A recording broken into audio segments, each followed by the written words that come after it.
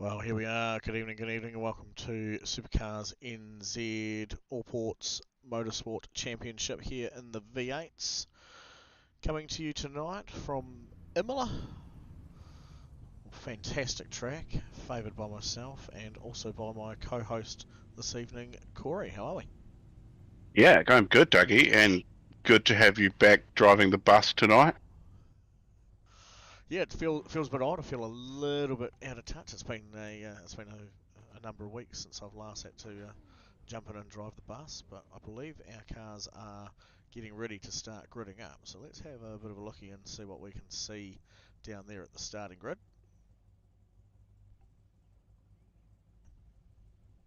So yes, they're certainly lining up, and we can get some bits and pieces happening for you there on screen. That'll let you know who we're looking at and what's happening out there.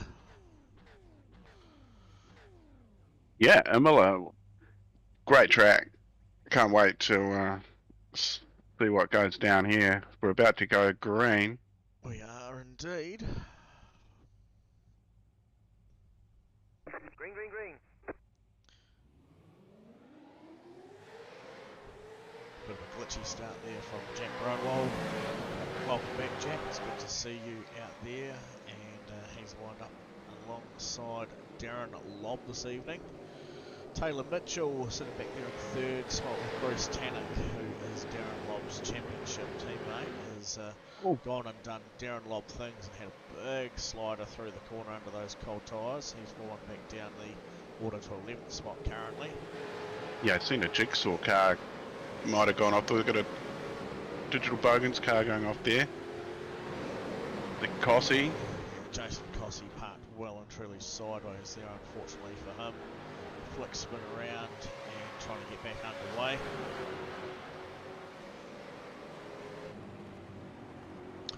Just looking forward from the front of Leon Weir's car here as we come down through the midsection of the track. He's chasing down Roger Forbert, who's moved up one position along as well as Leon. And behind Leon is the hunter, I call him, Aaron Goodrick. I call him Ginge. Always hunting for that next position in my eyes. Yep. If you're familiar with RecBest and you do that, Virtual Motorsport, you'll come across a Ginge, and that is in fact Aaron Goodrick. And he loves to crash into anybody who gets in the way.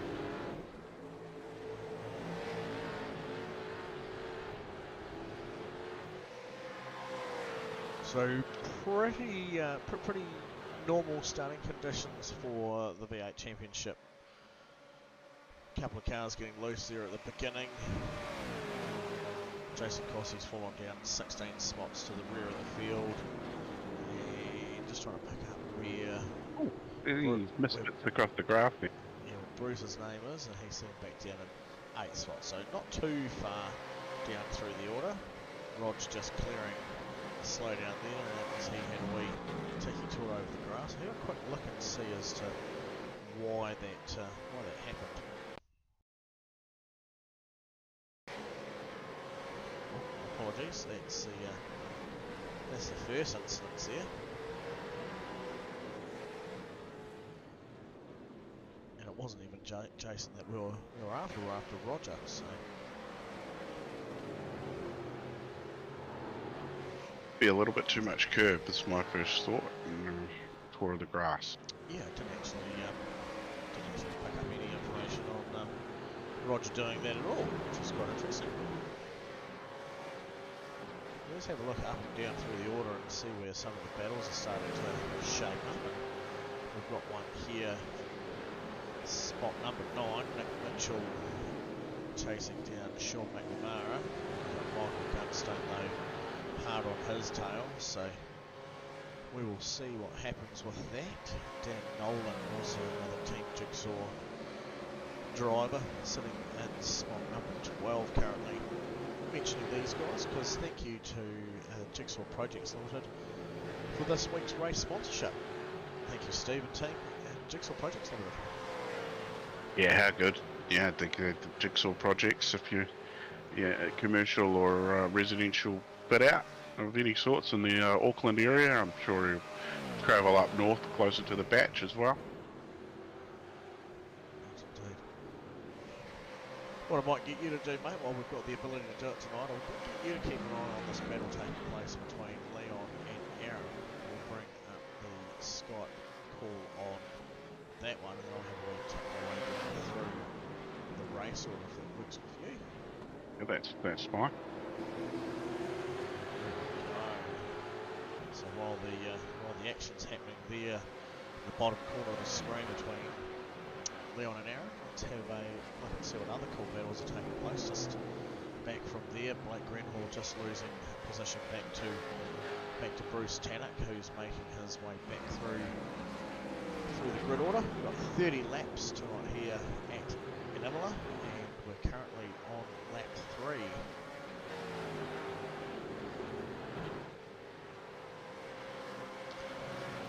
It doesn't take long to wrap up the laps around here, so minute 42, minute 43, so some of them are doing minute 46s. Nick Mitchell just had a wee detour over the grass as well. He's lost a couple of positions there to Michael Gunstone and Dan Nolan. And behind Nick we've got Kevin West, Simlax entry.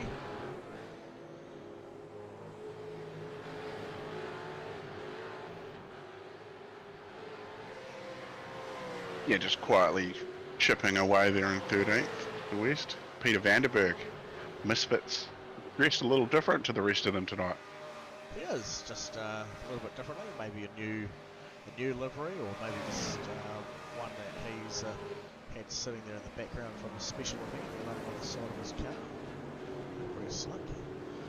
He is following Shane McLeod around at the moment.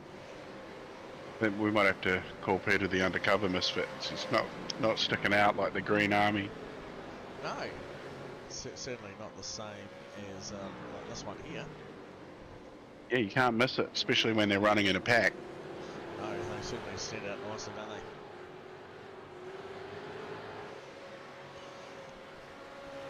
Have a look around here. Dion de Graaf had a couple of off-track moments before. He's down 5 spots, so he'll be wanting to make his way back up to a bit more a respectable position for himself. In front of him he's got Trent Bennett, old Trainette. Yep. Did a pretty good job. Steve Darren, the man, the myth, the legend, the Jigsaw Project operator. We totally missed what happened to Leon and Aaron. They've got a bit split up. They have.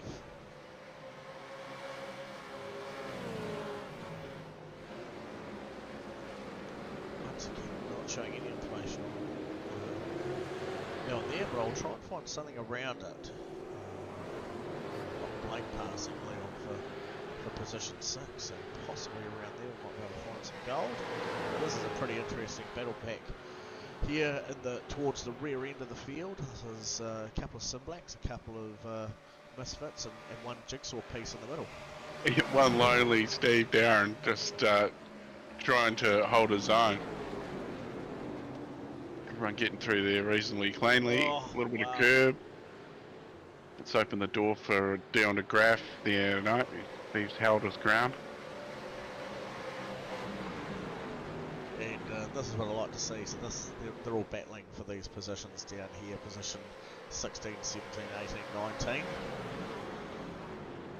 Who says you can't have fun at the back end of the racing field there? Whoever said that didn't know what they're talking about. That is one cluster of cars.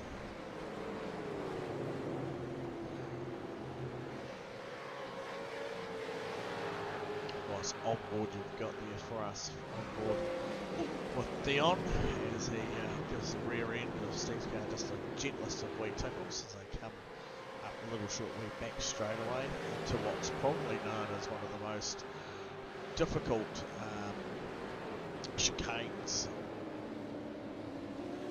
I'd say, out of a number of tracks. It doesn't look very difficult, but you hit one of those curbs just wrong and a lot of our fast guys have been victim to it over the years, just as much as the other guys have as well.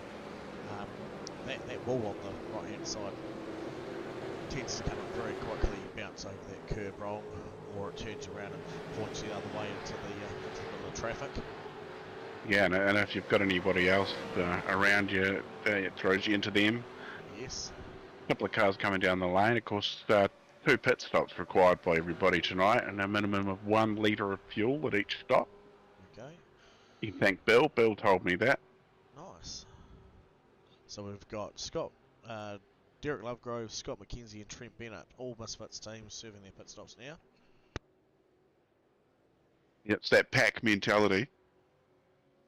Sure is. These guys obviously practice together so frequently. They've obviously come up with a bit of a team game plan as to what to do, how to get themselves out of mischief. Yeah, well, there's been 4 cars that have pitted, and Scott McKenzie, Peter Vanderberg, Trent Bennett, Derek Lovegrove, all Misfits. Yeah. So yeah, there must be some sort of plan. As I show off Peter Vanderberg's odd one out Misfits car there, but yeah, all of them have gone and done pretty much identical pit stop times as well, which is really funny. Scott McKenzie a 10.8. Oh, that's big. That looked like Cole Buchan there and Steve Darren. Steve limping. Yes. Cole's limping. Yeah, heavy damage on the front of Steve's car. I'd suggest this will be a quick drive back into pit lane on that one. But happening up here at the front, we've had a change for the leaderboard, so it's going to make you small for a second there, Corey, and have a look back and find out where this pass on Darren came from.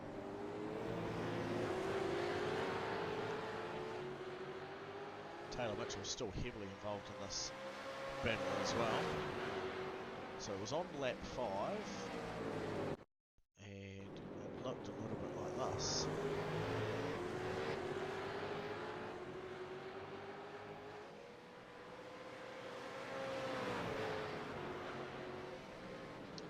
Looking at that, I would say, yeah, Darren's suffered a slowdown.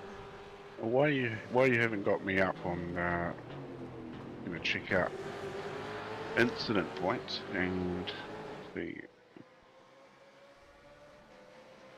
Yes, we've got 3 drivers on 8 incident points already. So of course the driver's only getting, I think, 17.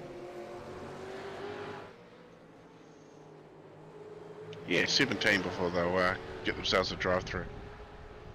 Every 17.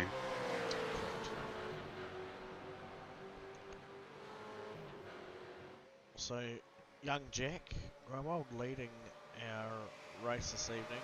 Darren Robb will very soon quickly wanting to get back by him. For those of you who may feel that they've heard Jack's name mentioned before, sort of can't quite pick where it might have been from. Obviously, one here being SuperCars NZ. It's been a wee while since we've had him turn up to race, so it's certainly a joy to have him back and racing amongst these guys. But young Jack, as we call him, because I believe he's only about 14 or 15 years old, could even be a wee bit younger than that still, races in the Formula Ford Championships here in New Zealand. That's how good. So yeah, it's a good place to start. Real life little racer, and does very well for himself with the support of his father, also Jack Senior. So yeah, really good. If you're listening in tonight, Senior, it's good to see your boy back out there turning some laps. I hope you guys are all doing well.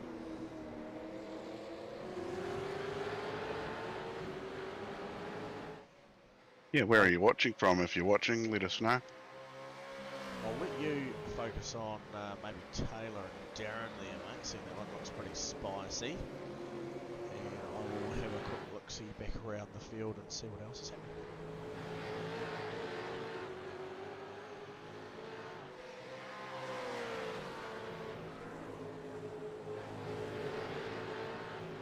So just jumping back on Leon here quickly, because he's still chasing down Roger Forbert, as I see their names going past Bruce Tannock, who's coming in for his pit stop now. Nick also hitting the pit lane entry point to go in and serve his pit stop. Leon, myself and Dan Nolan all caught up the other day, if you didn't know that, Corey. Yeah, no, I may have known that. I hear you guys all went and tried to topple off a name off the leaderboard at X-Golf. Yeah, so X-Golf Parklands has the racing sims set up in there, so they've got 3 simulators all running the iRacing program, and they do some monthly competitions and bits and pieces, different car, different track, and win some prize money thing. And I think Leon was doing pretty good at one point, sitting about first or second on the table, and then a couple of hot shots came along and upset the apple cart. But yeah, we went back along and tried our hand running the Ford Mustang GT3 around Phillip Island. It was my first time using the racing sims motion simulator. I did feel quite at home sitting in the rig, because it's obviously based off the MRX racing rig there. But yeah, it felt very cool having the motion underneath and going and cutting some laps. Certainly added another level of immersion to the racing. I managed to get myself about 6th on that table, behind a couple other regular names from our SuperCars NZ league. I think I was just behind Andrew Uden, who's obviously good friends with Michael Gunstone, and there was obviously Dan Nolan, who was just ahead of him, and then we also had obviously Dan's name there, Leon's name there, and I mentioned Michael Gunstone in that one too. So it was quite cool to see a few of the SuperCars NZ names sitting there on the board. Yeah, they're most of the names that were on that board were names that I was familiar with, that I've come across on my travels around different various leagues. Yes. So yeah, pretty cool. Yeah, as you say, the innovation used to put those sims together is pretty cool, and they all based off an MRX chassis. Yeah. And pretty high-end 4-post system as well, with a good computer and all high-end gear as well, pedals. That was probably one of the hardest things for me to get around, because I've got this entry-level load cell pedals, and these things were actually, I think they might have been some version of a Simtrex type of pedal, but you really had to jump on the brake with quite a stiff leg, and then bleed that pressure back off to get some very probably race realistic brake modulation happening. So what I was doing wrong at the beginning was just my normal gentle sort of leading into it pressure, going, why is the car not downshifting? But I'm only bleeding off 3 kilometres an hour over every second, so that wasn't working for me. So yeah, but very exciting, very cool to be able to try out some different equipment. The battle at the front, getting a little spicy. So looking here, trying some different lines for Darren. Drag race material. He should be able to keep himself positioned here. And he's going to have the inside around the double left-hander. Yeah, a bit sacrifice so on speed exit. So now we've got Jack coming back in for what's the inside line for the next corner. Did just enough to be able to move across back onto the traditional racing line to open that corner up a bit more. So epic racing by these guys. I might put on a wee bit of a helicopter view thanks to Jigsaw. Oh, see. You know, he got as far as the helicopter, you know. I'm going to break out the helicopter there. Yeah, Yeah, had me worried. I heard the wee stinger and you're like, hang on. Straight to the gutter, right? Yeah, what's Doug going to do to the Skype call?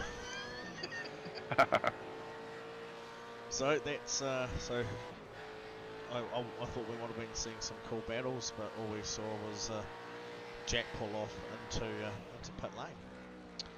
Yeah, you did. He was also followed in by Aaron Goodrick. So what I'll do though is I'll keep an eye on young Jackaboy here, because coming up the line pretty quickly will be one Bruce Tannock and one Taylor Mitchell. So Bruce just getting a little bit maybe muscled wide there.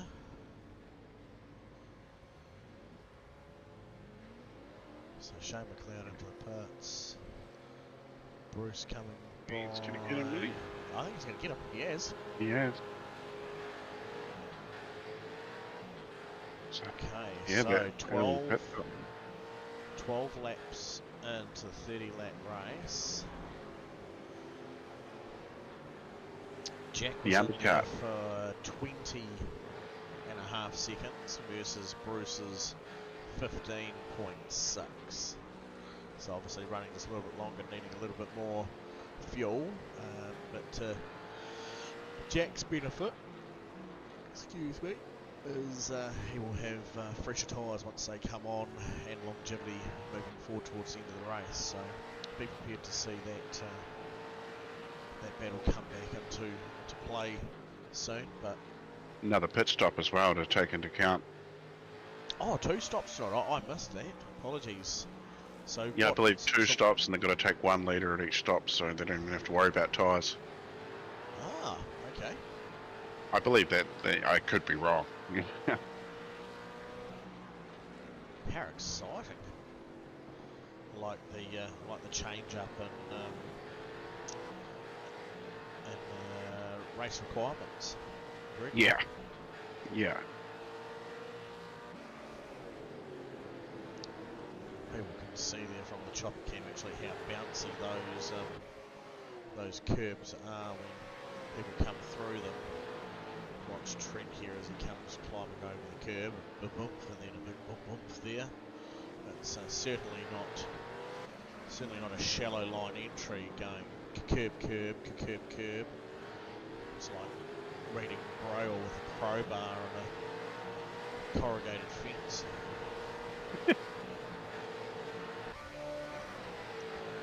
Yes, that's one way to put it. I don't even know where that analogy came from, but it was the first one to pop in my head. To tell you who's had a quiet race is Sean McNamara. I haven't seen him pop up anywhere doing anything drastic, just comfortably sitting in 6th position. And we've got Aaron Goodrick there drawing a picture in the sand. Yeah, you are correct.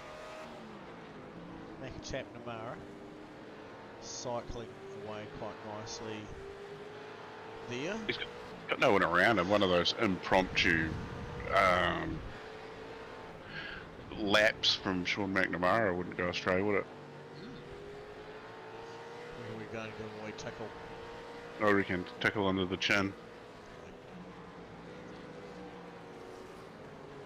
So he said to us, you know, if we got bored, we'd probably drag him in here and have a wee chit chat. So, sorry boss, we got bored. It was a few weeks ago he said that too. Oh. Yep. I'm slowly hunting them down. Yeah, if you had a quiet race, Macca, we haven't had you come up anywhere really, so we figured one of those impromptu laps from Sean McNamara when you get round to the start finish line might be pretty cool. Oh, well, we'll give it a go for you boys. Yeah, we got dual screens up, so we've got a view of the outside and we got a view from the cockpit. Well Here done. we go. All right, so we'll start lap, boys. Obviously get it up in the 6th gear, long straight. We're aiming for the 200 board for our brake marker, get down to 3rd. Climb over these curves here, a little bit of throttle, Short shift to 4th before this curve. little bit sideways, but that's all right. I'm in a fifth, past it. Again, climb the curbs, bit more brake, turn it in. This one here's a bit tricky. Ooh, I didn't get enough track, so that's all right.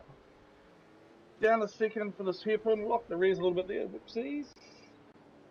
Got Roger trying to track me down from behind, but that gap's doing all right. Not catching late, so going down a couple of gears into the sweeping left-hander. Don't go too wide as you get an off track. Normally get 50 here, but I've been scared because the car goes sideways. Down the second, close to the curb. Now I keep it on the rev limit over the bump there and then get third. That's the way I do it without trying to spin out. Into the last little chicane. Find the curves, but not too much else to get an off track. Ease on the throttle in second. Ooh, I didn't get enough track there. That was bloody close. Into the last section was downhill. Very hard on the brakes, so if you cook it too much, I throw it down there. Try and use all the curbs of the track you can. A little bit too deep on that attempt. A little bit wide there, ruining the end of the lap. And there you go. Happy lap of Imola. Oh. What country's Imola in, Macca? Eh? What country is Imola in? Ooh, you didn't catch me out there. I reckon it's,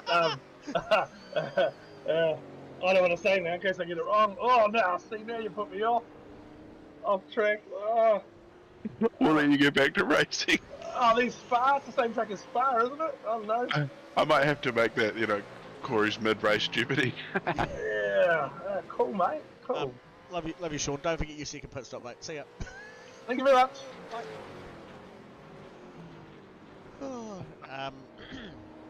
Sorry about that. That was funny. I'm just going to quickly bring this guy in because he'll want to know what on earth just happened behind him as to why Sean's just suddenly fallen off the radar. So maybe we can talk this man into giving us a wee slip slidey drifter show. We've got the one and only Palake Grenhall. Good evening, fellas. How are we? We're doing good, mate. So we had the onboard view of Macca doing a lap at Imola, and it went really well. And we're not going to put you under that kind of strain and stress and pressure. But what we will do is we'll ask you one of the most complicated questions you'll hear tonight. Righto. All right, Blake. What country is Imola in? Ooh, I'm going to say Italy. You are correct. Oh, how's that? Very good. And see, and composure through the corner on corner exit as well. None of the silly, none of the silly goofiness that Macca was trying to put on before. So that it really scrambled his eggs, and he's now got Roger Forbert breathing down his neck. So there you go, mate. Just a little bit of pressure relief for you. Enjoy the rest of your race, and don't forget to make your second pit stop either. Yes, thank you, boys. It looks like the undercut is certainly the way to go. So it'll be interesting to see who stops where for this last stint, eh? Yeah, mate, it has, and there's certainly been a few lengthier pit stops there towards the end. So maybe breaking it into that thirds of the race. So maybe a few more people diving for the line around lap 20. Yeah, I think that's what we'll see, if not a couple laps before. Very good. All right, mate. You have a good one, and see if you can keep those boys behind you. Cheers, mate. Thank you. Have a good rest of your call. See you, mate. See you, mate. Lucky. See you, boys. Well, one of the drivers is clearly smarter than the other there, so we'll leave that with for anybody to make their own of what that is. Yeah. But we'll just go and knock on the door of the one-armed bandit, because we know that Sean was obviously, after having his eggs scrambled by the very tricky question of whereabouts in the world Imola is located, he's now got Roger breathing down his neck. So it's up to the other Team Jigsaw member to fix that problem for him. So one-armed bandit, Leon, good evening. Hello, how we doing? Very good, very good. You're doing well, mate. You having a good race so far? I'm not feeling so great. Oh, here we go. You're a bit under the weather, Chief. Oh, very much so. The fact that I was going to just park it in the pits and just get the team championship points and from Dan and just leave it at that, but I thought, no, I'll just do the race. But I am not well at all. So introducing to you folks at home that are listening in, this is the sexy version of Leon with his husky voice. Listen to it. Listen to that growl. I'm going to be sure to make sure that Laura gets a copy of that. Hey, speaking of one-armed bandit, you'll be happy to know that I am using my second arm tonight. Very good. Yeah, it's feeling pretty good, so that's a bonus. Nice stuff. So for No anyone, more strangers. for anyone at home who cares about Leon's second arm, and I don't have to go around and use my left for his left anymore. Welcome back, Leon's left arm. Hey, rah! Unfortunately, you were faster when you were just one-armed, so... Yeah. I like to say I'm pretty under the weather tonight, bro. It's not well. Oh my god. Oh, listen to it. Oh, Yeah. We'll let you go, mate. Yes, Yeah. we shall. We don't want to catch that shit. No. Yeah, sorry, Dad. That one's contagious through the internet, that one. Oh, alright, mate, you take care, and I'll have a talk to you later on. But you're doing well. Well done for the team. Thanks, buddy. Appreciate it. See you, mate. Bit of a battle going on at the front, and we got Bruce Tannock, Taylor Mitchell, and Darren Lobb not too far off the back of these two as well. I'll have so Jack's 4 seconds behind Darren. Darren's within a second here of Taylor.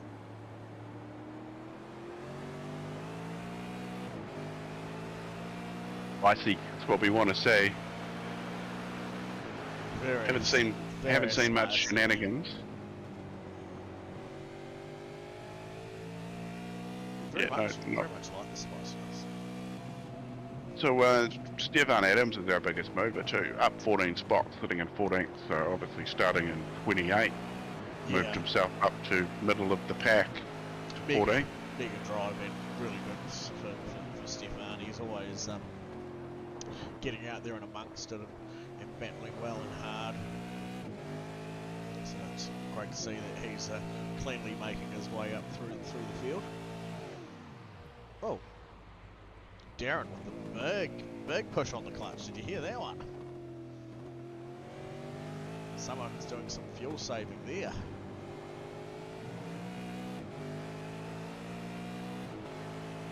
Damn. So the folks at home would have heard it, but unfortunately my offsider wouldn't have, because he'll be listening to the other race cars. But I can confirm Darren is giving it a big heavy push on the clutch, taking away all the power to the engine, easily up to a full second and if not longer dip on the clutch, and another one coming down into all the braking points, really just easing that clutch on and off, saving that fuel. He was still quite a bit faster than the two cars in front of him that lap as well. Correct, and he may find himself in a position where he's not really wanting to go by them just a minute. He's got a little bit of a draft helping bring himself along, and he's staying just in check with their pace. We may find that whilst here and close enough, if he sees either of those two dip for the pits, he'll go and unleash himself for a lap. Don't come into the pits, take a slightly shorter fuel stop. Yeah, well, Darren lap 14 he pitted, and these two are on a considerably older tyres, with Bruce going in at lap 8, Taylor lap 10. So yeah, pressure rubber at the moment.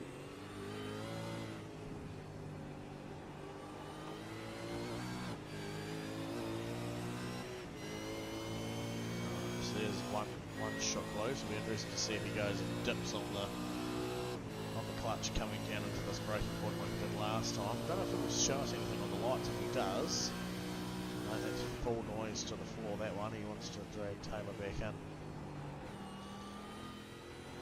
Nice short shift in there to keep the car stable.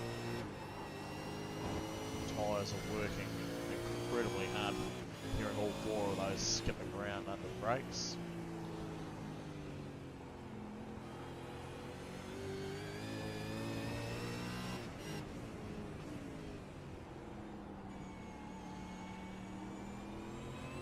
Nothing exciting happening on the wheel, just very clean turn-ins to the apexes there.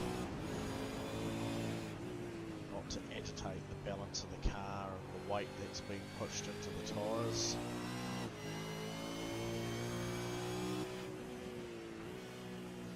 Yeah, certainly no fuel saving on this lap. He has been foot to the floor or foot flat on the brake. A little bit there, so he has coasted out there. You can see those rev lights dipped away there for a second. A little bit more over the curb, just letting it roll over there.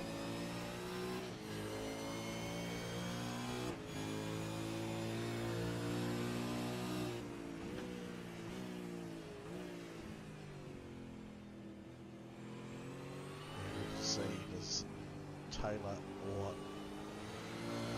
Darren go into the pits this lap? Neither of them. They push on. Full battle. Taylor's going to need to come in before Darren does. Darren's pit time was also longer than Taylor's as well. Okay, so Jack's in the pits now to do his second stop, and he was 4 seconds behind Darren. Bruce's last stop was 16 second as well, so pretty much bang on for him. His previous one being 15 second stop. Jack's 13.25. He's rolling away and is going to be pretty much neck and neck with Bruce coming out. Bruce under full steam. Blitz is on by. So that there would certainly keep Bruce in check with the other two as they come around.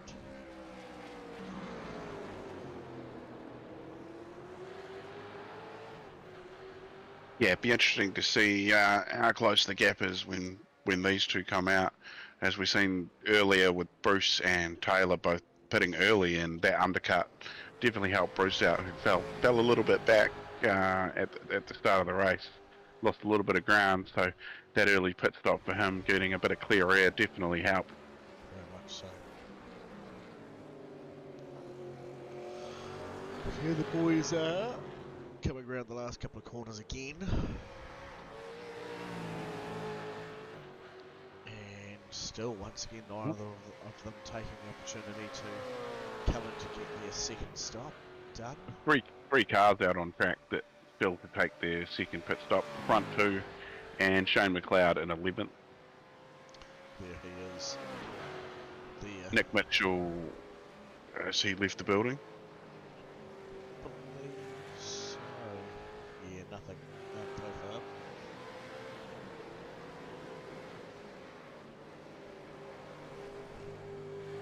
Yeah, looks down to Graf sitting in the pits. Cole Buchan in the pits. Steve Darren in 23rd is the last car on track, I believe. Yep. He's out there cycling away. Doing his thing. Just up from him, P22, Glenn Collinson. 16 seconds away from Tony Lynch, who is just out there.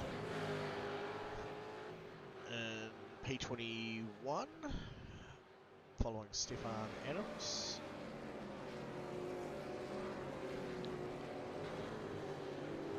Chris Supasich, PSR, delivering on that car. Might take the spot.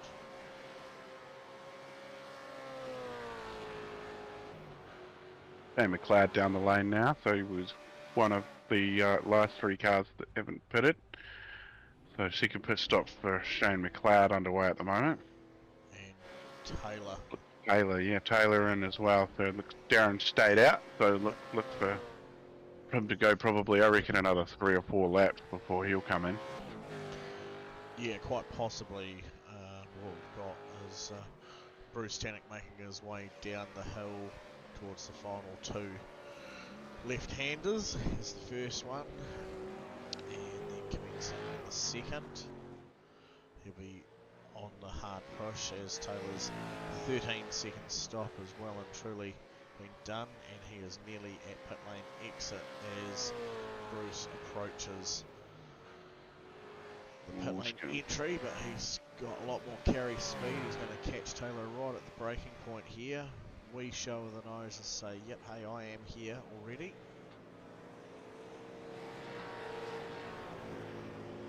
Bruce's tyres will be already well and truly nicely warmed up. Still, yeah, the great white shark is known for hunting them down. very much so. 13 seconds would be enough time to throw a fresh set of tyres onto one of these cars. I think they do it in about 8 to 10 seconds, so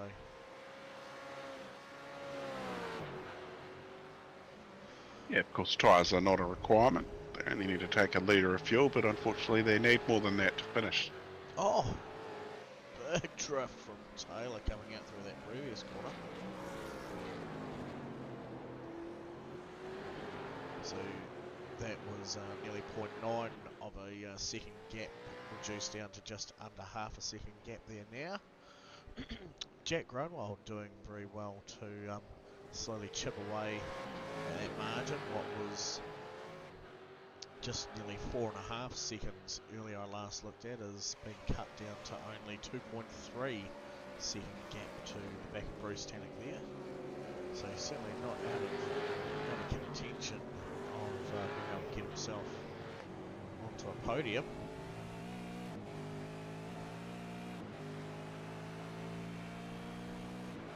How slick are those camera changes between the two of us there, mate? Yeah, just watching where you're going and going somewhere else.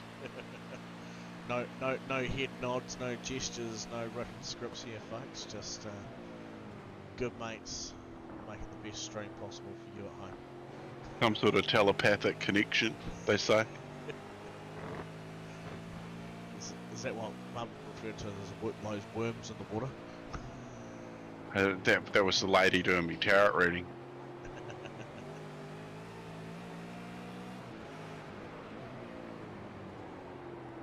It looks like Darren's got the fastest lap of the race with a 1:42.78. Yeah. It's not lit up purple like it normally is. Quick times, eh? Yeah, they're all hammered down. 6 laps to go, and Jack's been able to carry on reducing that time. He's now within inside the 2 second gap margin to the back of these guys. So it's really interesting to see how much pressure he can put on there towards the end and see if he can secure himself a final podium slot. Do you possibly think that Lobby, his intention here, he's going to run as long as he can, and he's literally going to take that 1 litre requirement he's doing all that fuel saving, so he just has to take that required 1 litre to get on. Just a splash, eh? Yeah, in and out like a racehorse, as they say. Just a splash, so yeah, 25. I don't know. I've always tried to predict what Mr. Lob's going to do, and I've always guessed wrong. So I'm going to say he's going to be in this lap. I'll keep an eye on him. Yes, just as I see the very exciting battle kicking up down here in P13, 14, 15, 16.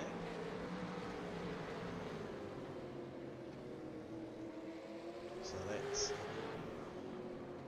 Peter Vanderberg, Michael Gunstone, side by side.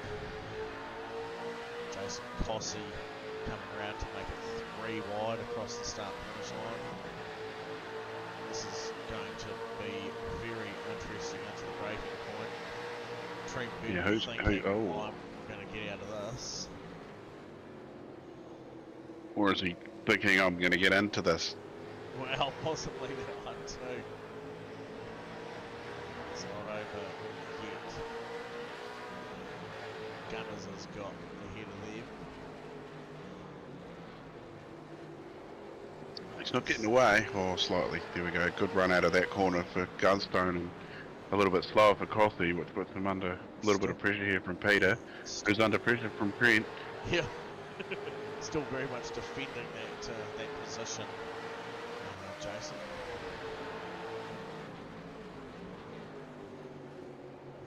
He's down at the bottom corner. Darren Lobb coming into pit lane now. He's not even near the pit lane. Not quite yet, no. How about now? No, one more, 2 more corners. Now. He's doing it now. Yeah, around here, around there, and round there, and then down there, and then he'll be there. He's going to do it now. Anyone who actually knows where he was on track will be actually driven mad going. He's not. It's just at the chicane. Not anywhere near it there. Look at this battle though between these 4.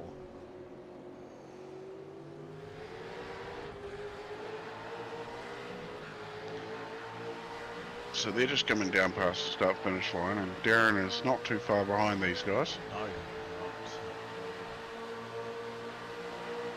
Called it. You did. You did. You are telepathic. Maybe he's watching the live stream and he thought, I'll give you this one. It's only 30, see? And because it's 30 seconds delayed as well, that's why I had to say it when I said it. Oh right, yeah. Flash your lights if you're telling, if you're listening in, Darren. You know, those lights were flashing. They were. Right, where is Taylor on track? That is where we want to be right now. Here he is. Right now. 10 seconds on the jacks for Darren Lobb. He's on the way out. That was fast. Yeah, he's at exit. So it's going to be similar to when Taylor came out. Bruce was tyres warm, right in behind, but didn't get past. So Taylor's held on to second, and it's got a 1.7 second gap back now to Bruce Tannock behind him. So. 2.77 seconds back from Darren Lobb back to Taylor Mitchell. So there we go. Lobby's out in front, and he's only got 3 laps.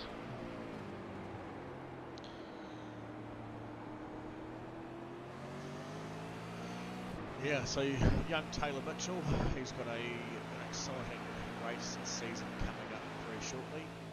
He's second time through, which will be the second time through BMW Series that's held here in New Zealand throughout the North Island is one that he's doing. So I believe the cars had a wee bit of a freshen up around the edges, and I believe if I read it correctly the other day, might have a new motor, or might have just had some bit of a refresh done to the motor, so hopefully just to make it a little bit more competitive this time out. So big transition from kart racing into proper circuit racing in the cars now, and yeah, looking forward to getting out there doing his second season. I'll be keeping an eye on the scorecards in the background, see how they go. It's always exciting being able to hear what our members are up to, what real life racing they may be involved in, and how that goes, whether it be good, whether it be bad, and whether or not they agree that being on board with the iRacing sim racing setup just helps them with their overall driving capabilities. Taylor too, just Sunday night represented New Zealand in the Tri-Nations Cup too, Doug. He did indeed, and it was something really well worthwhile a watch. There's a few links been shared out there for that one, so certainly implore you to go and find that one. The Tri-Nation Cup held between obviously United Kingdom Motorsport, Australian Motorsport, New Zealand Motorsport branches. 2 races, one was at Bathurst, the other one was at Silverstone, done in the, I believe it was the Porsche Cup cars, or the GT, or it might have been the 992 GT3. Yeah, New Zealand getting second, so good work, Team New Zealand. So, yeah, But overall. just coming second to Australia, and yeah, Great Britain rounding up the rear. It was. There was a few other names floating in there we're familiar with. Stefan McCartane was in there also. You might hear that name a bit more familiar with our Thursday night racing. But he was the first New Zealand driver across the line. So he enjoyed himself out there, and there was some other real fast Kiwi guys there from our other branches of sim racing networks, from Kiwi Sim Racing. Who was the other ones out there? There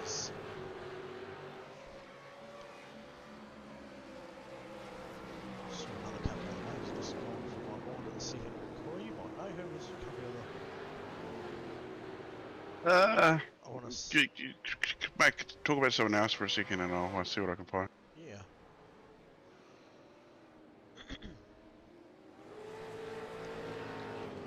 Have a quick look here at Blake Greenhall on screen, sitting there in spot number 5 and just getting put under pressure now from Roger Forbert.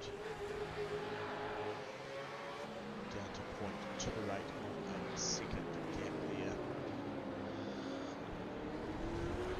Certainly within striking range. Sean McMahon just in behind them, cruise along still, qualified 7th and still sitting in 7th.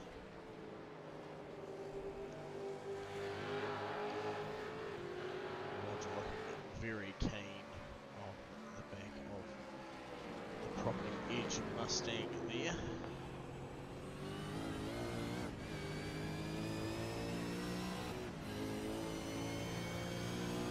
Lead cars will be getting close to coming across the start-finish line, taking on their final lap. Just comes up now.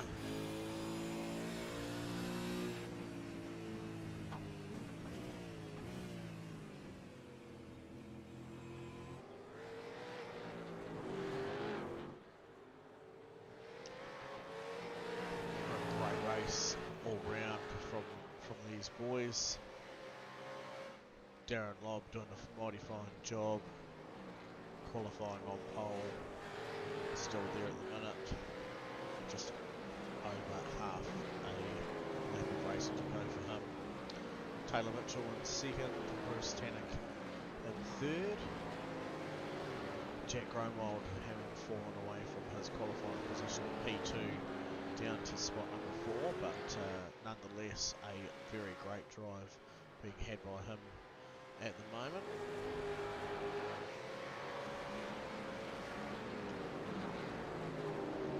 This exciting battle here for P5 between Blake Greenhall, Roger Forbert and Sean McMahon, not to be counted out of it. Right, here we go. I finally found what I was looking for. Nice. So the New Zealand team, William McDonald, Joshua DeHingra, Hamish Cleland, who we've seen in here before, James Corbin, Stefan McCartan, and Ewan Baker from KSR, Yep. Taylor Mitchell and Dylan Jordan also from KSR. Nice. So yeah, all representing New Zealand and getting us that 2nd place. That's pretty awesome. What a great result for the Kiwi boys. At the moment though, it's the fast South African out there across the line. Darren Lobb finishing 1st. Taylor Mitchell saying congratulations as he blows on by. Bruce Tannock, well done, great race, finishing P3. Jack's across the line in P4. Blake Greenhall, well done, holding on to 5th spot over Roger Forbert there. Sean McNamara, nice clean race, finishing there in 7th. The one-armed bandit, the old dribbly-nosed man himself, Leon Weir, coming across the line in 8th with Aaron Goodrick, pretty close behind him for P9. Kevin West brings us to our top 10 finishes for the All Ports Motorsports Championship tonight. Well done, Scott McKenzie, Misfits Racing Tree, finishing in spot number 11. Dan Nolan, another jigsaw entry car there.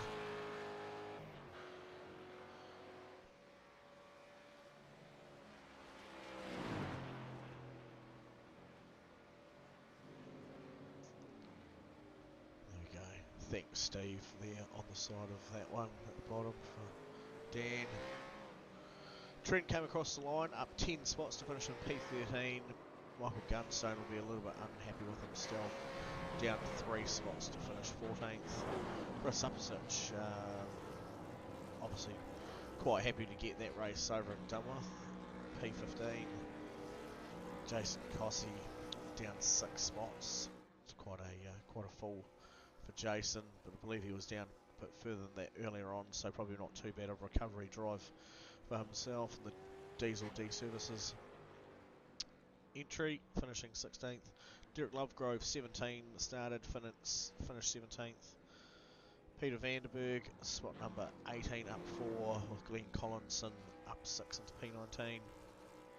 Shane McLeod towards the rear of the field, moving up 1 spot from where he started and finishing 20th.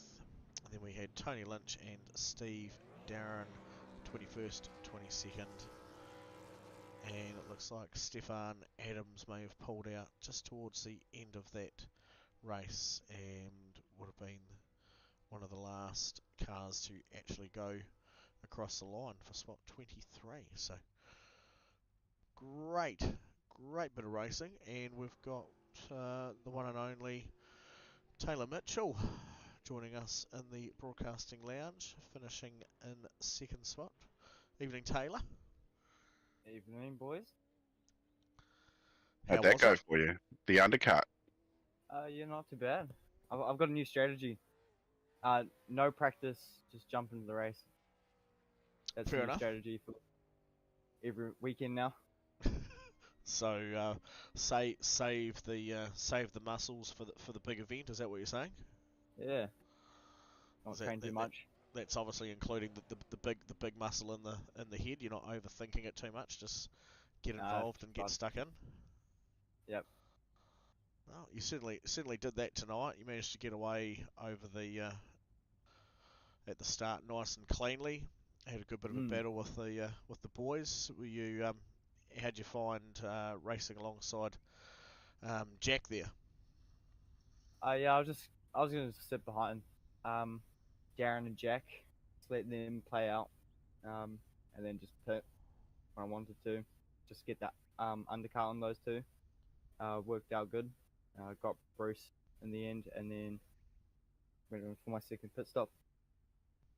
Yeah, no, certainly worked out well. It was a bit of a slightly different race strategy for the boys to think about tonight, and I think a few people really cracked it, and a few others might have struggled thinking rationally about where they were going to do and what they were going to do.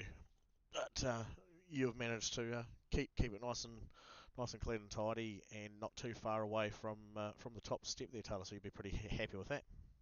Yeah, pretty happy with that. Nice stuff. What's the trick for getting Darren though? I mean, you managed to get Bruce. You've divided the pairing. What's the next step? So either cutting the track or paying somebody to take out Darren. He's too quick. Yeah. I have nothing for him. You got anybody you want to shout out, Taylor? Yep. MRX Racing. Yeah. Dad. Yeah. Yeah. Dad. Yeah. Awesome. Well done, mate. Yeah, 2nd place tonight. Yeah. Very good. Guys. Thanks, Taylor. See you guys next week. Cheers, buddy. Yeah. And we've also got our first place getter and also our third place getter joining us both together at the same time in the broadcasting lounge. Teammates and finishes first and second. How are we this evening, Darren Lobb and Bruce Downick? We are good. Mate. We're deciding to rename our team name to Team Slap 'em. We slapped them dogs tonight. There we go. Just picking them up by the scruff and just slapping them. With that little Taylor that needs a bit of a slap again. Oh, there we go. What's going on your side, boys? Well, we just had an interesting wee chat to Taylor. He sort of painted the picture that getting by you tonight, Bruce, wasn't too big of a drama, but he's got nothing on Darren except either moving forward will be trying to work out what corners he can cut across to be able to catch you, or physically paying someone to take you out. He tried all of the above and he was still slow, so... But Dave, he was actually going good. I sat behind him for a little bit and tried to just coach him through. You know, Imola is one of those tracks where there's a lot of lap time that can be gained if you catch the curbs properly and use them where you can use them and get the car to rotate a little bit. So I've done heaps of laps around here, and the supercar's bloody awesome around this place. So I was just trying to coach him a little bit, because what ended up happening, I think a few years ago, iRacing changed the 1Xs and the slowdowns on this track. Yes. And I think it's the guys that kind of jumped in the last 2 or 3 years that haven't kind of learned how to drive old school Imola. And iRacing's obviously relaxed the 1Xs and off tracks now. So you can kind of go back to the way we used to race it when it was first launched, where you can just jump curbs everywhere and that sort of thing. So Nice. yeah, so it was nice to see him learning a little bit and trying different things, but it's always difficult to try it in the race, right? You never want to make a mistake, and Certainly not when you're at the pointy end of the field, that's for sure. No, definitely not. Now, I wanted to ask the question, Darren, because I jumped on board with you for a little bit there in the last third of the race. Yep. You were sitting in behind, I believe, Taylor and Bruce just before Bruce went off into the pit lane, and there was a lot of clutch riding going on. Was that obviously, was this just part of your normal racing behaviour? Were you trying to save fuel? Is it part of that way that you say helps the car move around and through and over the corners? What was the go there? No, not at all. I kind of, when I got up to the two of them, I knew they were battling, and well, not really battling. They were just trying to kind of hold line astern and try to get enough of a gap over Jack. And I could see on JLT that I just had heaps less fuel to put in, so I knew even if I sat behind them, I was going to jump them in the pit. So I was kind of just watching, particularly Taylor's lines, to see what he was doing. Just to see if I could help him out more in a few other places. And I think I was due at that stage when I caught them. I needed about 18 or 19 liters of fuel, and the optimum, to change tires is probably about 16 liters. Yep. So I kind of figured I'd just sit behind them, watch them, not really bugger them around much, and just save the 3 liters of fuel. Nice. So that effectively tires just covered it. But no, I don't believe there's any benefit in this car and using the clutch in any specific places to get it to do anything different other than to save fuel. Yep. And you can save a heap of fuel using the clutch in this car. It's lifting off the throttles. This car's still got, I think, the whole drivetrain disconnects when you use the clutch. So I think it's something that they focused a lot on when they updated the GD3s to stop that from happening. But yeah, just cruising into those braking zones on the clutch in this car, you just save shitloads of fuel. Nice. And then in the draft, you just make the lap time back up. So of course, yeah, we can certainly see that from the laps that you were doing there. And Bruce, how was your evening? Well, the plan was just to sit behind those guys, save some fuel, jump them in the pits, but that all went out the window when, was it turn 3? I got sideways, had to save it, and then Yes. hit by a wobbler for 38th or whatever it was, or something or other. Just drove dead straight and then still got taken out, but had a bit of damage in those first 8 laps. So managed to get back to within 2.5 seconds of the leading bunch, and then I chose to pit 2 or 3 laps early and jumped, obviously because you can only put in a limited amount of fuel. So I compromised the fuel on that one, and then from the rest of the race was just saving fuel. That's why I just let Taylor past. If he thought that was on merit, then he's kidding himself. But yeah, I could have blocked all those boys out the whole race, but then as soon as I jumped in the pits, I would have lost 3 seconds, and then it would have been pointless. So Of course. I pitted early again, and then just saved fuel, and then pressure got to young fella, and he spat it off the track. So just cruised home. Nice stuff, yeah. I did make the comment about you going to your natural roots there on turn 3. It must be quite a hard thing to shake from the natural drifter inside you. Your foot flat to the first corner and then pitching it in. Yeah, well, Darren nearly grip rolled it at turn 1, and then I watched Taylor, and I kind of lifted and then got back on the gas, and you've got to keep it smooth through there. So the starter, but you can catch them reasonably easy. And then I just looked at the mirror and just kind of held my breath because I was like, I could hear Aaron on Discord and I think Nick as well going, "Oh shit!" Yeah, there certainly was. I think it was probably part for you as well. The fact that you were able to straighten the car up was probably a good reason as to why everyone managed to walk their way through that. Yeah, I just say dead centre, which is technically off the race line. So, but if you jab your left foot on the brake, because if you try and save it and skid it the other way, it just gets way worse. If you jab the brake just to arrest the momentum by 10k, it straightens up straight away, and then you just chop a gear. But obviously, everyone with the run, I think I was back into 9th. Yep. But by the lap 8th, I was back to 4th. So that was right. There was no drama needed to come through. So yeah, no, it was quite a good recovery drive there, Bruce. It was certainly something worthwhile watching and keeping an eye on, and just seeing you work your way back up through the field. It's always nice to see and how people explore different ways around cars and how that racecraft comes in, and just playing with people's minds a little bit, sort of sitting in different positions and opening up doors, as you would say. So. Well, there's 3 or 4 spots on this track you can really commit. Obviously, turn 1 or turn 2 under brakes, and then down the hill and stuff, you can really close the gaps, and that's probably the difference between the top 4 or 5 guys and the rest of the bunch is just that over one lap in quali might only be a fraction, 1 or 2 tenths, but as soon as it comes down to the race, it tends to be just that little bit more. As soon as the tyres get a little bit tired, the first 2 or 3 laps, everyone seems to be kind of on pace, and then that's the key thing is the drop off, which is exactly why I can't match Darren after 3 or 4 laps. Just edges out that little bit, and as soon as you break the toe, especially a track like this, like I let Taylor past, and then literally I was in his bumper. Like I could have literally passed him back, even though my car was average, simply because of how good the toe was. That's right. Yeah, it is one of those tracks, though, isn't it? There's a lot of those areas where you could reclaim those passes again, but just the style of corner that you're then going through, you would lose out so much more to then the next cars in front of you and risk that gap from what's behind closing it onto you as well, you'd say? Oh, you either need to do a filthy pass on someone like a block pass to pull a gap straight away, but as soon as they pull in behind you, I mean, there's no way you're not going to break the toe easily unless they make an error. No, they're just a lot of those corners they don't look overly challenging from a streaming point of view, but being in the car, the way they narrow up on you certainly makes you think twice about where you want to be making those passes around the track, or else you're just going to end up giving away seconds to the other cars in front. Yeah, there's a couple of spots you don't really want to go side by side, because if you do, you're giving away huge time. You're almost better to concede the spot and tuck in. Yep. Work together whilst racing against each other, eh?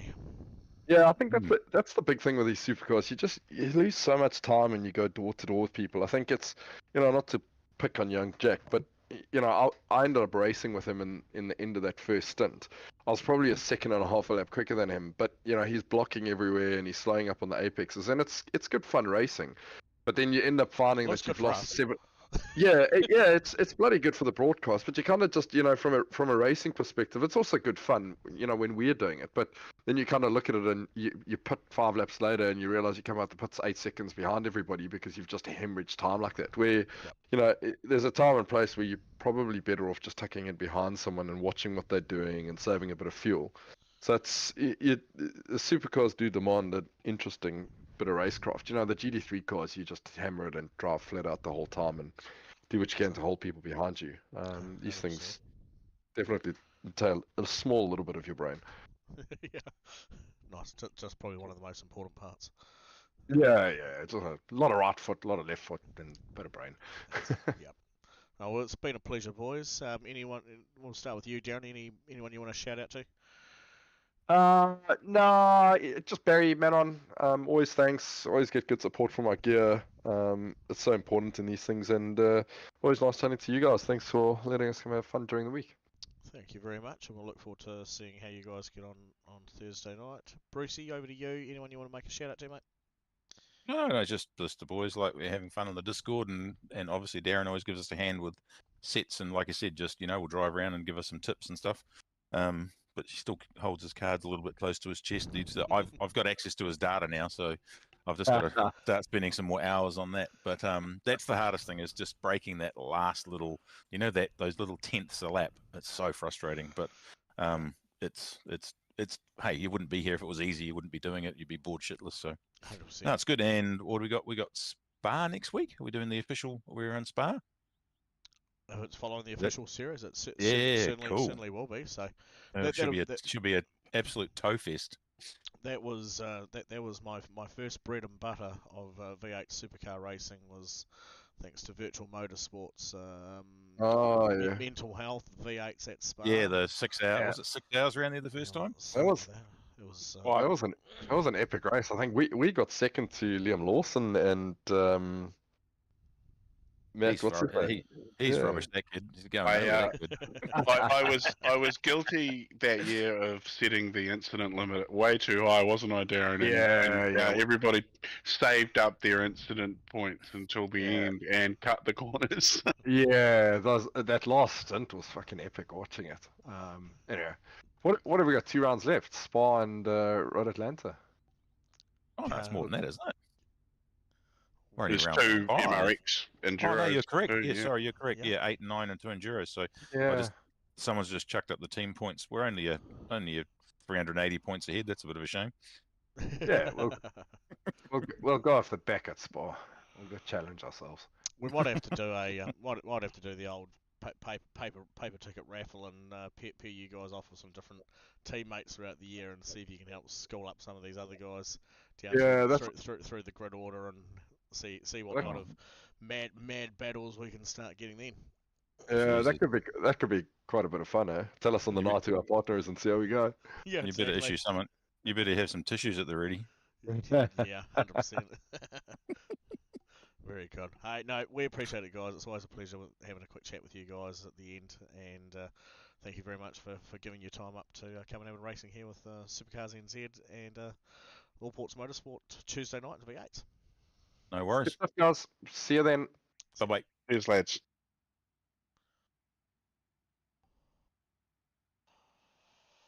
There we go. And that's a wrap, Douglas. That's wrapped. That's wrapped.